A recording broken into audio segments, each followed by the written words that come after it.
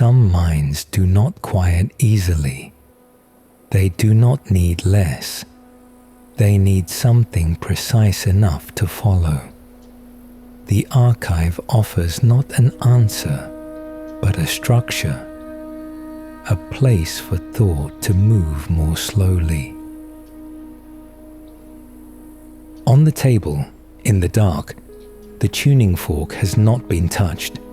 It rests on the wood at the angle it was set down, the handle touching the surface, the two prongs rising from it, the gap between them fixed by the geometry of the metal itself. The room is quiet. The air in the room is still. The metal is at the temperature the room holds at this hour, cooler than it was in the afternoon. The difference small but present in the way the surface of the prong would feel against a finger. The fork has a particular shape for a reason. Not decorative, functional. The two prongs, the gap between them, the length from the base of the prongs to their tips, the width of each prong at its narrowest point. These dimensions were chosen, worked out in the making of the fork, because they determine how the metal will move when struck. A longer prong moves more slowly, a shorter one moves faster, a wider prong resists more. The proportions of this fork were set to produce a specific response, one particular rate of movement, out of all the rates this metal could be made to move at. The fork has not been struck yet. The potential of its shape is present in the metal, the geometry that will determine the response, the mass at the tip of each prong, the elasticity of the steel. None of this is visible in the dark room. The fork appears as a shape, a silhouette, the two prongs rising from the handle. What it will do when struck is already in it, held in the dimensions the maker chose, waiting not with anticipation, but with the same absence of anticipation that a key holds before the lock. The room is quiet. The fork is on the table.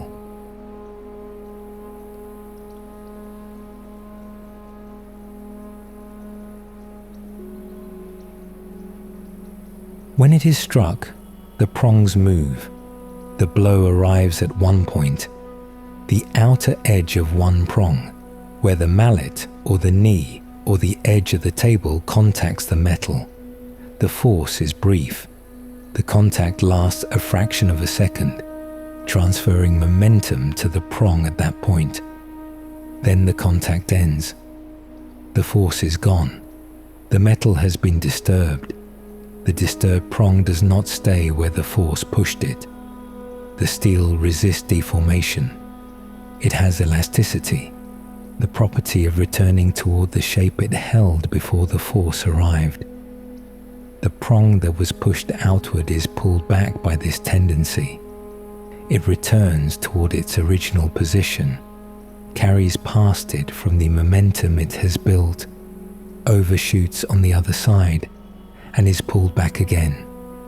Each returns slightly less than the last, the motion repeating in both prongs now, the two prongs moving toward each other, and then apart, and then toward each other again, at the rate the length and width and mass of the metal require. The force lasted a fraction of a second. The motion continues, not because the force is still acting. The force is finished. The motion continues because the metal has the property of returning toward what it was, and it overshoots and returns again and overshoots again, and each cycle brings it back through the position it started from and out the other side. The movement is in the metal now, not in anything still being applied to it. The prong is moving between two positions it never quite reaches. The midpoint, the only place it passes through. The endpoints approached and retreated from in a motion that will continue until the losses accumulate enough to stop it. What was struck is not what is vibrating. The force struck the metal at rest. What is vibrating is the metal in motion, a different state of the same object, entered in the instant of contact and maintained by the metal's own properties after the contact ended. True wisdom cannot be captured in words. It is found only in the silence between them. Breath enters, breath leaves. Between breaths, the air holds its density.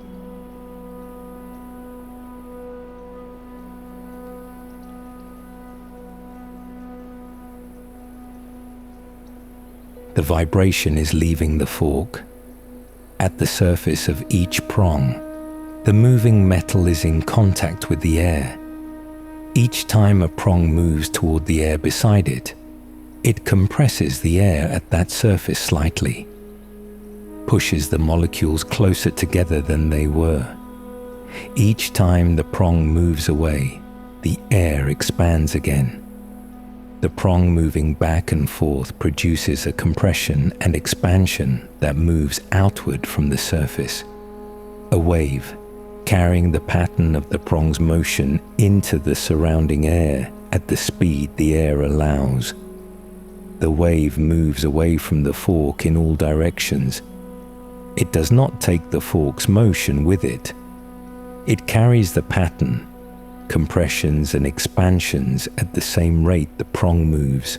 The interval the metal holds reproduced in the air, moving outward at the speed the air allows. The fork is losing energy with every cycle. Some goes into the air, into the wave that has moved away and will not return. Some goes into the metal itself, into the small deformations at the molecular scale that the repeated bending of the steel produces, the energy converted there into heat too small to measure. Some goes into the handle, and from the handle into whatever the handle rests against. Every cycle costs something. The vibration is not sustained by anything adding to it. It is sustained by what remains of the initial energy, diminishing cycle by cycle. The prongs moving through arcs that grow narrower as the energy that drives them diminishes. The motion that was entered in the instant of the strike is spending itself. Not quickly. The rate at which it spends itself is determined by how efficiently the fork loses energy to each path, to air, to internal friction, to contact. A fork in still air, resting lightly, loses energy slowly. The fork goes quiet before it stops. What the ear can no longer hear is still moving. The prongs are still tracing their narrowing arcs, the amplitude below what the air can carry far enough to reach a listener. The motion present in the metal at a scale the body near the fork might still detect if it were close enough, if the air were still enough. Breath enters, breath leaves. Between breaths, the air holds its density.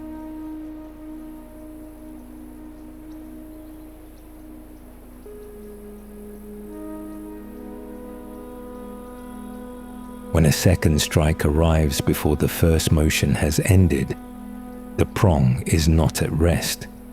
It is still in the arc from the first strike, smaller now, but present.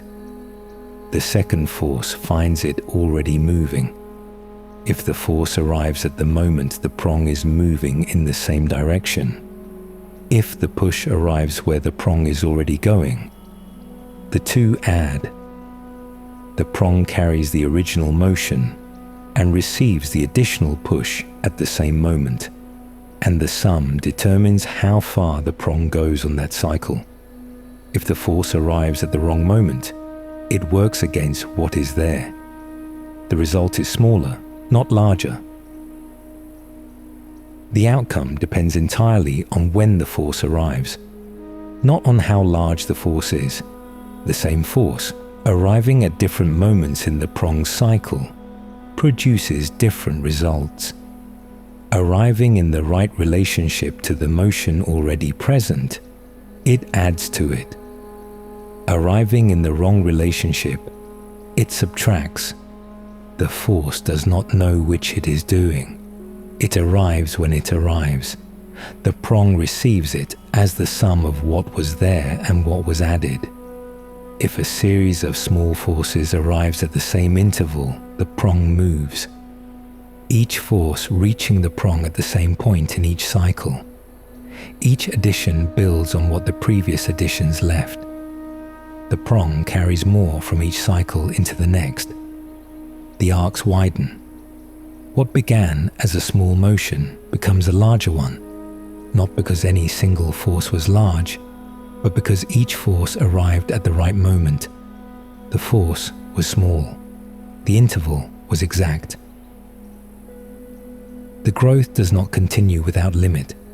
Each wider arc also loses more surface moving faster through the air, more energy transferred to the wave, more internal deformation in the metal.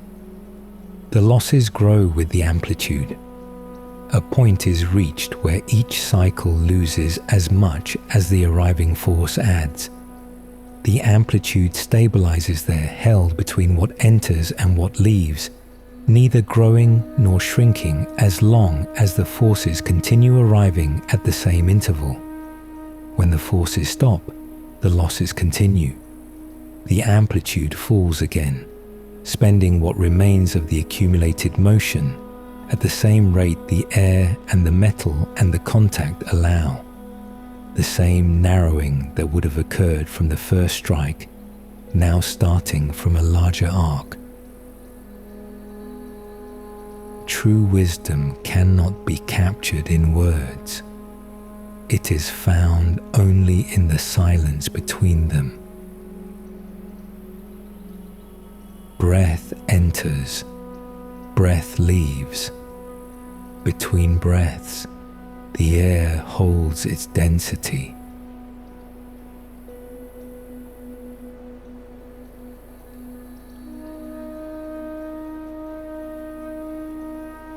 On the table, a second object, a wooden box, hollow, open at one end.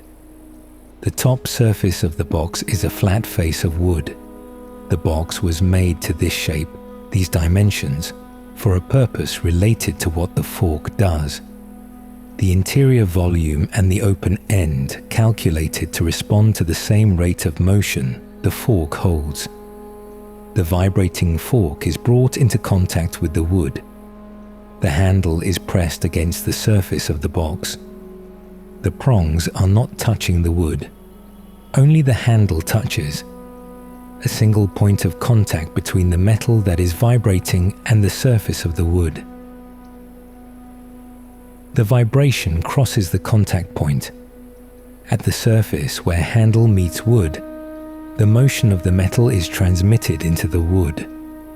The handle moves at the rate the prong moves.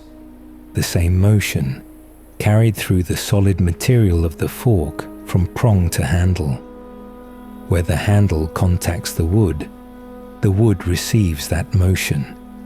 The wood surface moves at the same rate, and the larger surface of the wood face moves more air than the narrow prong alone could move. The sound changes, not the pitch. The rate of the prong's motion has not changed, and the rate is what determines the pitch. What changes is the volume, the amount of air being moved by each cycle. The prong was moving a column of air as wide as the prong. The box face is moving a column of air as wide as the box. More air receives the compression and expansion of each cycle. The wave that moves outward from the box is larger than the wave that moved outward from the prong alone. The box did not change the pitch. It gave the vibration more air to move. The box also cost the fork something. Moving the larger face of wood requires more energy per cycle than moving the shrow prong through open air. The fork, now in contact with the box, loses energy faster. The sound is louder. It is also shorter. The same motion that would have lasted longer in open air spends itself faster when the box is present. The energy that accumulated in the metal leaving faster through the larger surface, the wave carrying it away at a higher rate. The box does not add energy. It changes the rate at which the fork releases what it holds. The fork lifts away from the surface of the box. The contact is broken. The box face slows. The wave from the box diminishes. What remains is the fork again. The prong still moving, still at the same rate. The amplitude now lower than before the contact because the contact spent some of what was there. The fork carries what the box left it with.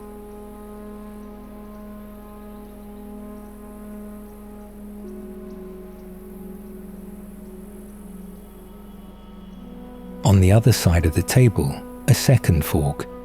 The same metal, the same dimensions, the same handle. Made to the same proportions as the first.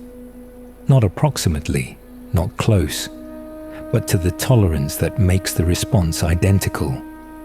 The same length of prong, the same width, the same mass. A fork that, if struck, would move at the same rate as the first. It has not been struck. It rests on the table as the first fork rested before it was struck. The handle on the wood, the prongs rising, the gap between them fixed. The air in the room is moving. The first fork has been vibrating for some seconds. The wave it has been producing, the compressions and expansions at the rate the prong moves, has been reaching all surfaces in the room, including the prongs of the second fork. At the prongs of the second fork, the air pressure is rising and falling. At the same rate the first fork moves, because the wave carries that rate outward, and the second fork is in the path of the wave. Each compression arrives at the surface of the second prong and pushes against it. Each expansion that follows pulls the pressure back. The prong is being pushed and released, pushed and released. At the same interval the first fork's motion defines. The second prong begins to move, not dramatically. The force of the air pressure against the metal surface is small, much smaller than a direct strike, but the force is arriving at the same interval the second prong would move at if it were vibrating. Each push arrives when the prong, if it were already moving, would be ready to receive it. The first push starts a motion too small to detect. The second push arrives as the prong completes its first cycle and arrives back at the position to receive more. The third push adds to what the second left. The amplitude grows. The second fork is answering, not because the force was large. The air pressure at that distance from the first fork is small, far smaller than a strike would deliver.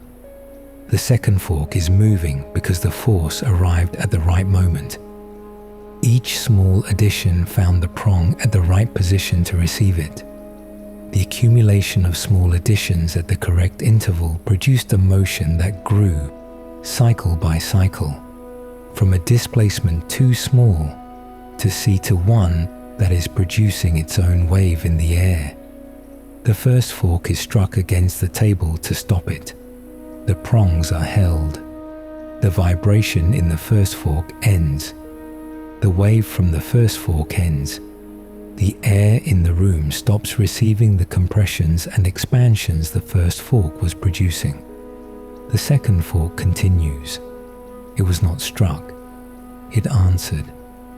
What it received was small and arrived at the right interval, and the accumulation of those arrivals is now present in the metal as motion, spending itself at the rate the air and the metal and the contact with the table allow, narrowing toward stillness from an amplitude built entirely from intervals rather than force. True wisdom cannot be captured in words. It is found only in the silence between them. Breath enters, breath leaves. Between breaths, the air holds its density.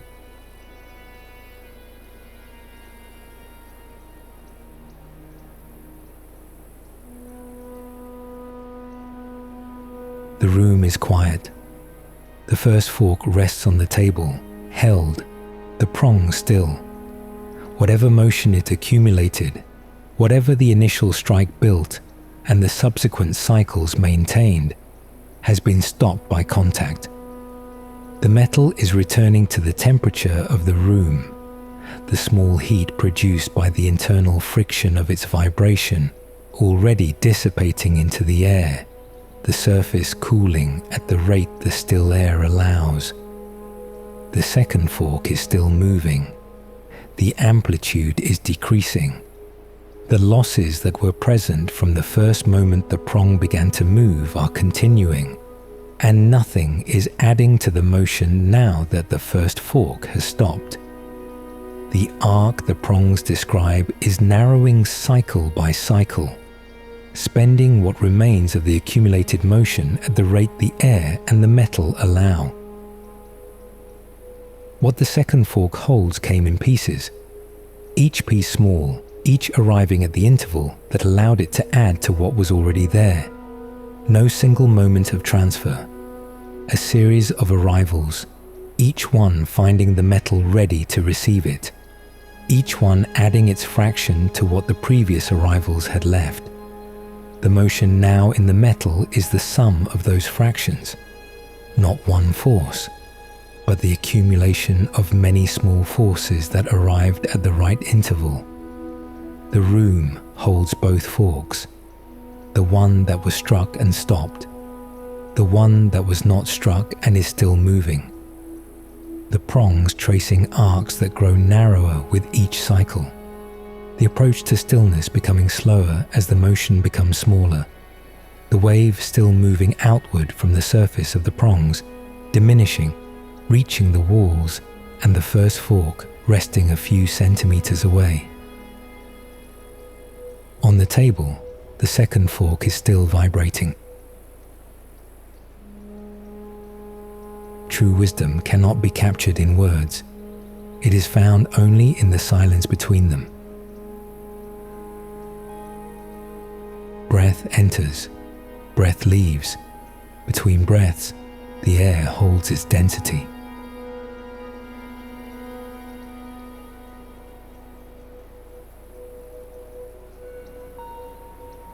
When night falls, the archive remains.